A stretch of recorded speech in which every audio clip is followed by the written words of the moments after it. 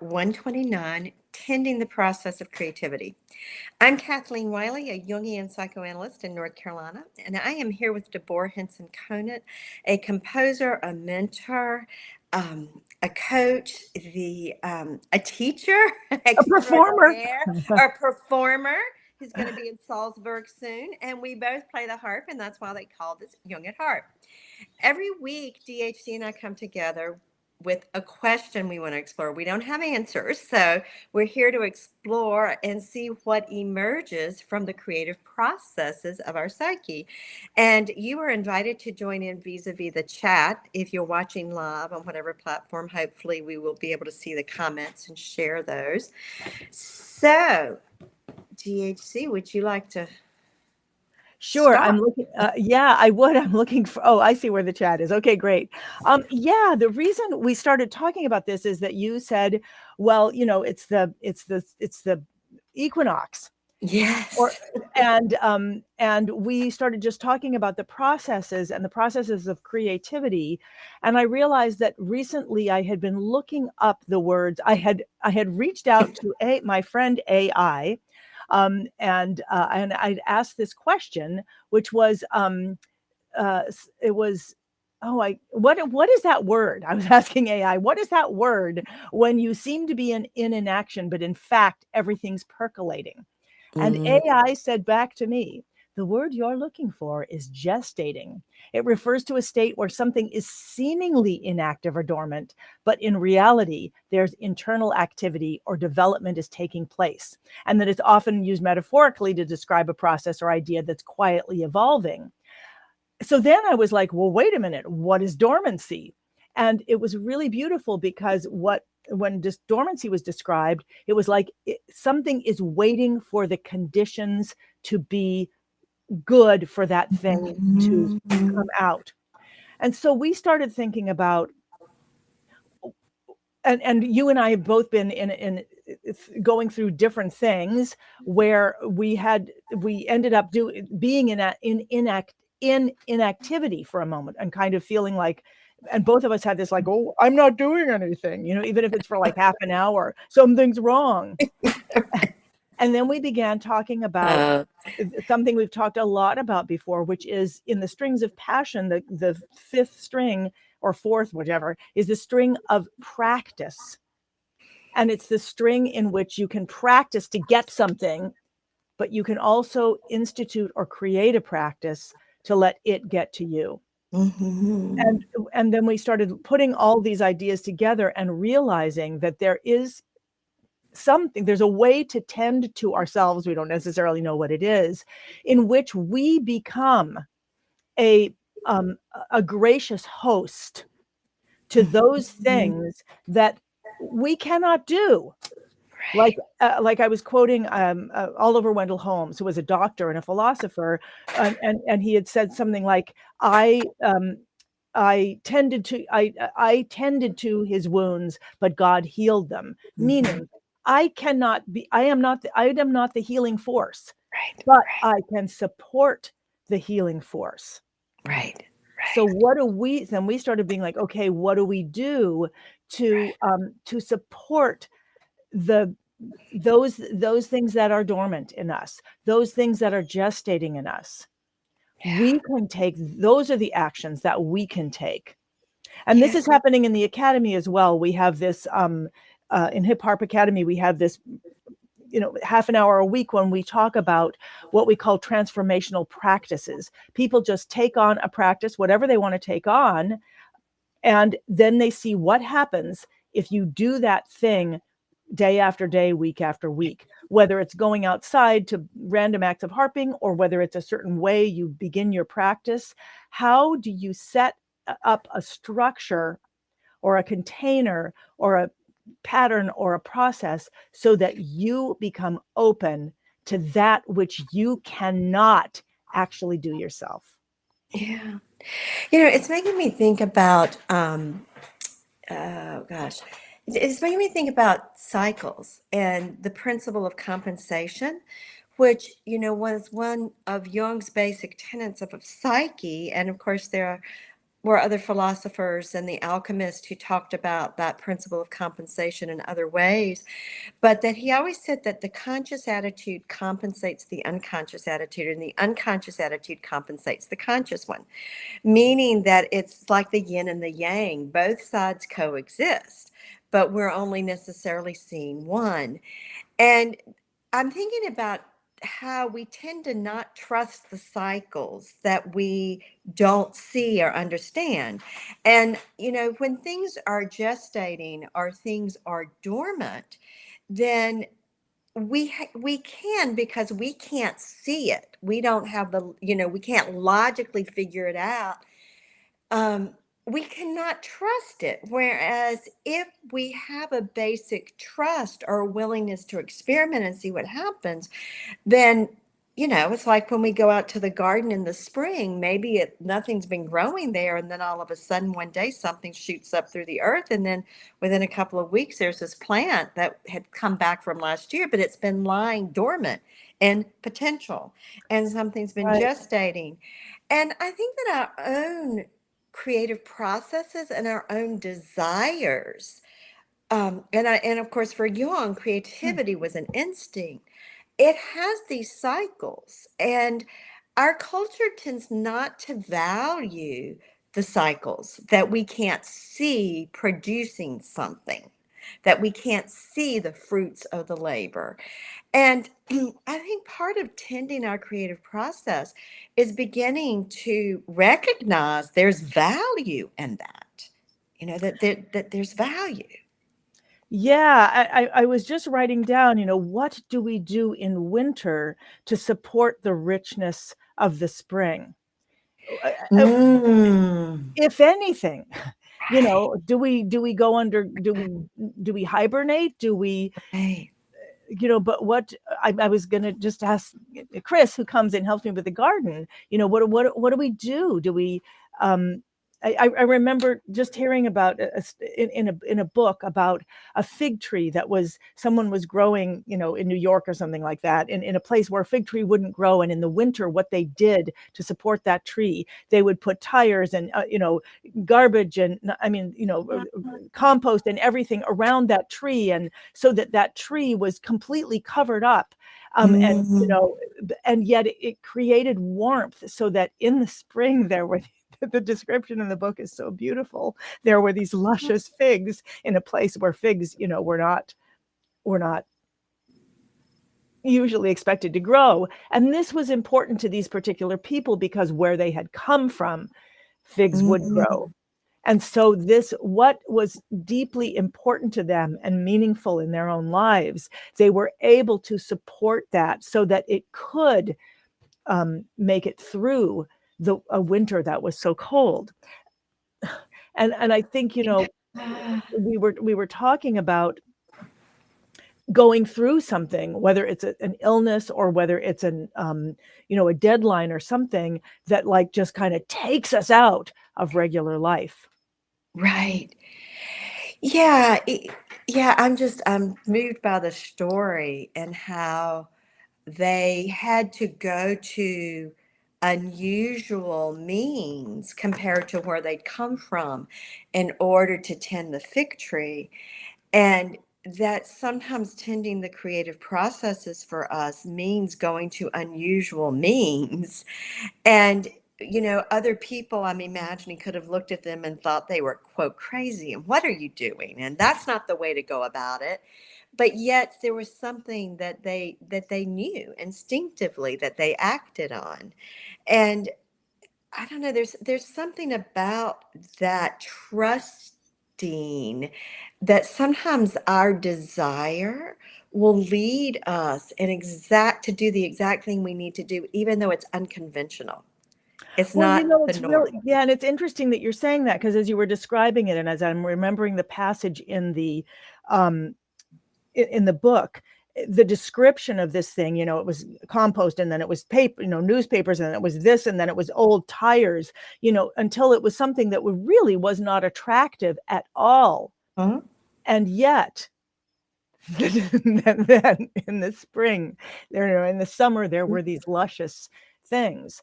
And I don't know the answer here, but the beauty of even just accepting that Mhm. what it is that we do to tend to tend the place we are, because all we can do is tend the place we are, and then we can be the host, the gracious host to this muse or whatever it is, this thing that we cannot do for love or money. We Yeah. could not, you cannot create an idea. An idea comes to you. Yeah, no, absolutely. I mean, Jung agrees with that. He says our thoughts arise just as much from the unconscious as our affects and our emotions, and it is again tending that process. In my embodiment circle, the embodiment practices are all about tending one's own body mind out of in which and out of which these processes operate. And we too often dismiss the most basic tools we have, like our body and our mind, and taking care of ourselves with food and sleep and water and fresh air and movement, those things, sunlight, those things that matter, because those things, again, we all recognize. I can't make my body digest food. I can facilitate digestion by my choices, but I can't make my body digest something well. It's an organic process. And, I think by consciously tending these things, by consciously holding this awareness and honoring it, that's one way we can tend our creative processes, because that then has a ripple effect to our music or to our writing or to your performing or Well, let's do something really practical. I mean, I just love this idea of tending, to support the true organic process of who we are. And let's just look at it from a truly creative.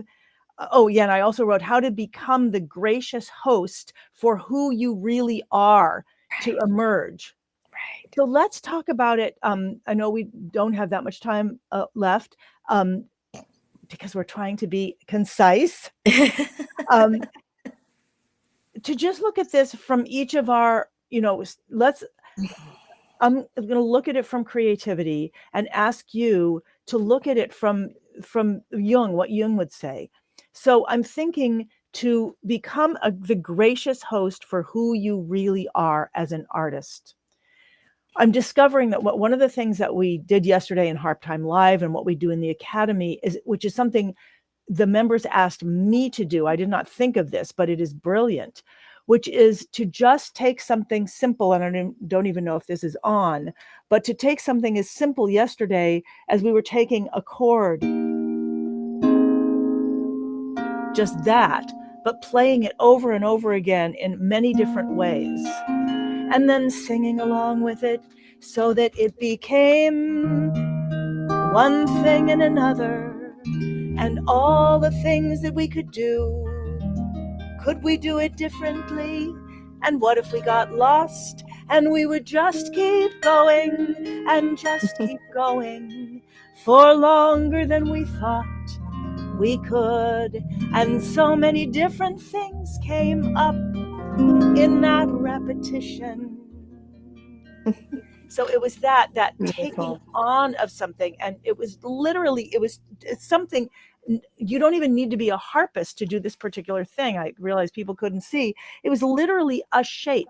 It was this shape, this shape, this shape, where you keep one note in the middle the same, and you just move the ones on the bottom up and down. That's all I was doing. But then once you get comfortable with that, you can do it in other places. You can notice that this note, which is E, can stay the same, or I can move it.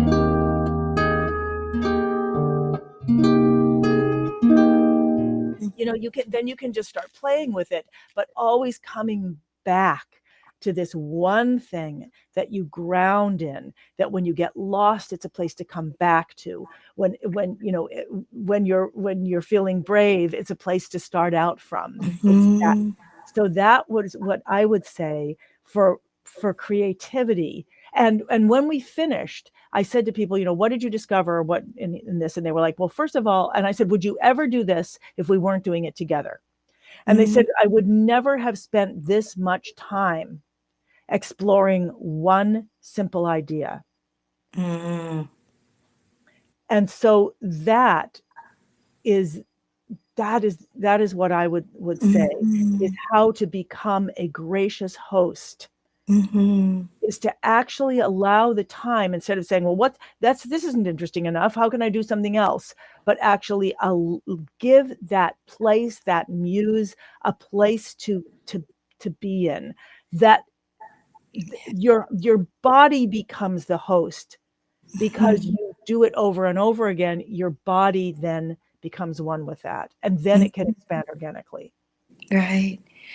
Yeah, I'm thinking about one of the primary realities of psyche is it wants our attention. I mean, our unconscious wants our attention. Our body, mind wants our attention. And I think in Jungian psychology, if there is a technique, it's active imagination. It's spending time being with and dialoguing with whatever's going on inside of you. Whether what's going on inside of you is a body sensation that you don't understand, or what's going on inside of you is a repetitive thought, or it's an image that's come up in a dream or in a waking situation, by spending time with it and dialoguing with it. Because in a way, what you were doing, what you were demonstrating doing, is being in dialogue, in relationship with this one chord, and listening over and over, and listening and responding, and then hearing the response. And so we could call it a form of active imagination, an ongoing dialogue. And we come back to this a lot, but the basics are the basics. And to be willing to be in relationship with. And I think this, if we go back to where we started with the idea of dormancy, is when we're having those times, as you and I were both sharing earlier with one another, in our own different ways this week, of having moments of just kind of downtime where we were giving ourselves a hard time about it afterwards. If we can say, okay, here's this downtime, and be in dialogue with that, be in dialogue with the sluggishness, or the absence of thought, or the blank mind, or, whatever it is, because it too is a part of the process and the cycle. I'm thinking, as you say, be in dialogue. I'm realizing, as I was thinking about what you were talking about, part of what makes this work is that you're not trying to do it right. That's not what it's about. You're listening and you're hearing. And I'm thinking that being in dialogue, one of the first wonderful things to do in dialogue is to acknowledge. Yes. To acknowledge, and to maybe share back what you're hearing with the acknowledgement. And I'm thinking that when we have obsessive thoughts, they just keep going around and around, and we kind of keep trying to fix them or something like that. But when you're talking about dialogue, that's like turning them inside out, actually asking them, going back to them. Right. So I'm thinking Right. that really acknowledging the pleasure of, wow, I'm really enjoying this 20 minutes I took to learn about Gene Kelly. Yeah. Yeah. I mean, there is something about acknowledging, validating, accepting. Eric Fromm in The Art of Loving says these are the arms of, or the qualities of love. There are five, and I'm probably not going to be able to call them all right up off the top of my head. But acknowledgement, respect, validation, acceptance, and care. So when I was having my downtime this week, I cared for myself in that place by reading from Rollo May's The Courage to Create. And I ended up being very inspired. And I thought, well, I would have never been reading this and gotten that inspiration had I not been having a low energy, sluggish time that a part of me wanted to give me a hard time about. So I think it's as we can be present with it, then there is a natural process where some potential can be given the condition to emerge. That's so beautiful. So I'm hearing that to become a gracious host for who you are, um, it starts with acknowledgement and being willing to dialogue. So Yes. you're entertaining it. You're a gracious host will entertain, will Yeah. love, will converse and dialogue. Right. I would love to hear how people do that. Mm-hmm. I mean, I do that in part by playing these chords, which I never would do if I wasn't showing somebody else how to do it. Oh, So by showing someone else, I get the pleasure of right. doing it. So that's something for me to keep in mind. There is this beautiful joy in showing others. Right. And it is a gift to me when Right. we do it together. Yes. Yes. Right, because I'm discovering it as I show them, actually. Yeah, there's the old saying of you best teach that which you need to learn. Right, That right. when it becomes a practice for us. So when you share Hmm. that, or when I share the work in the embodiment circle, I benefit, you benefit too, because we're also engaging with the practice and Right, surrendering to it. And this is why the simple things are really the most powerful, no matter where we are on the path. And I think sometimes we forget that. right, We can think it needs to look more sophisticated or right. whatever, when ultimately it Mhm. is the most fundamental, simplest things that really do have to be about being in relationship, Well, engaging. thank you. Thank you so much, Kathleen. It has been beautiful. Oh, beautiful. Thank you. Thank you for Uh, beautiful comments. It's wonderful to be with you here, Kathleen, and to get to do this every week. Uh, yes. and and actually, I'm not sure if I'll be here next week because I'll be in Salzburg, but we'll figure Ah, that out. I just realized that. okay. And thank you for everybody who listened. And please, I hope that people will get the chance to come to your embodiment circle. And I hope that people will get the chance to, if you're a harpist, join the 5-day harp improv challenge, which is just about to start. And you can actually go to hipharp.com /challenge and actually link to all the challenges. All right. So I will hopefully see you again next week, Kathleen. Thank you for everybody who took part in this conversation. And we would love to hear how you go about this week and all times in creating practices in which you are a gracious host to who you are. Mhm. All right. See you soon. Thank you so much. Bye-bye.